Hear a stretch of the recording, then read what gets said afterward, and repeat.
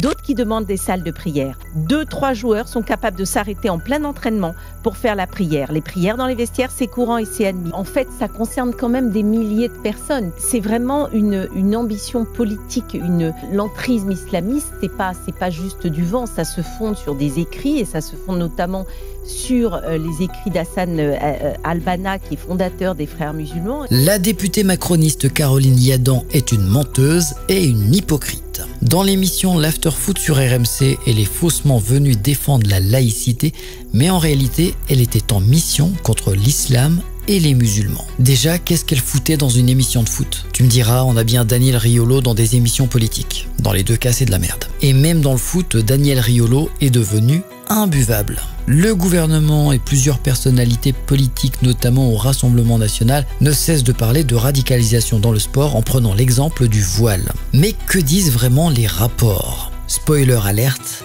la vérité est ailleurs. D'un côté, il y a un rapport du ministère de l'Intérieur et de l'autre, le rapport de Caroline Yadan et de Julien Houdoul.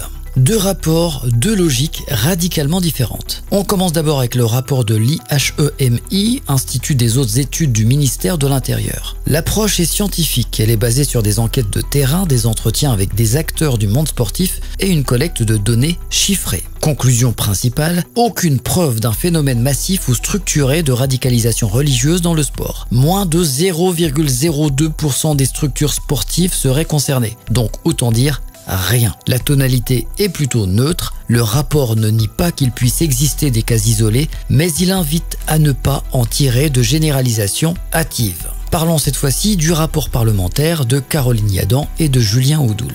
L'approche politique est indéniable. Le rapport est commandé par une mission flash à l'Assemblée nationale. Il repose sur des auditions et témoignages non systématisés. L'orientation est claire, l'objectif assumé est de documenter un danger islamiste dans le sport. Il n'y a aucune méthode de quantification rigoureuse. Les chiffres avancés, exemple 500 clubs, ne sont pas sourcés avec précision et peuvent refléter des extrapolations ou des ressentis. Écoutez d'ailleurs cette phrase de Caroline Yadan. Ça existe, il faut le dire, effectivement, Abel, c'est résiduel et c'est beaucoup moins important qu'un autre secteur culturel notamment. Ce qui est important, très important, de dire on n'est pas sur un mouvement de fond.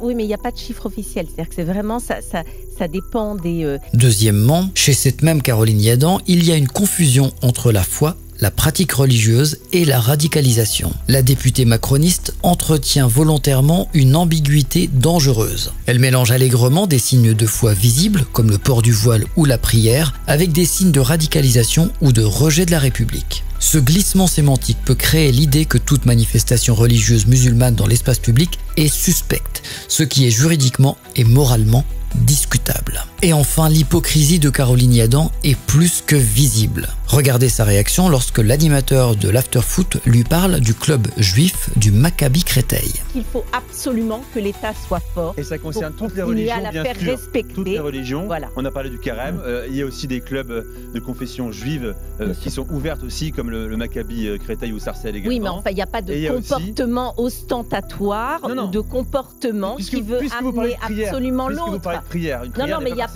Non, mais en l'occurrence, ça concerne l'islamisme.